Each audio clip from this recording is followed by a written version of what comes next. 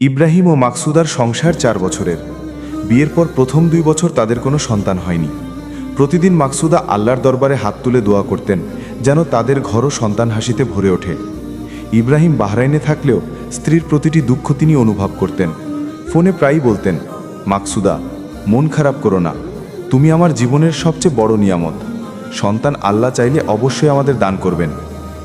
অবশেষে 3 বছরে আল্লাহ তাদের দোয়া কবুল করলেন। যমজ সন্তান জন্ম নিল তাদের ঘরে।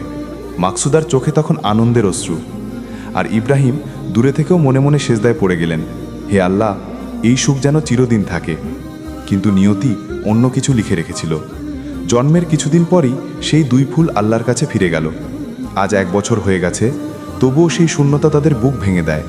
মাঝরাতে মাকসুদা কাঁদেন আর ইব্রাহিম ফোনে সাহস দিয়ে বলেন, আমাদের সন্তানরা জান্নাতের পাখি হয়ে গেছে, তারা কিয়ামতের দিন আমাদের জন্য হাত ধরে জান্নাতে নিয়ে যাবে।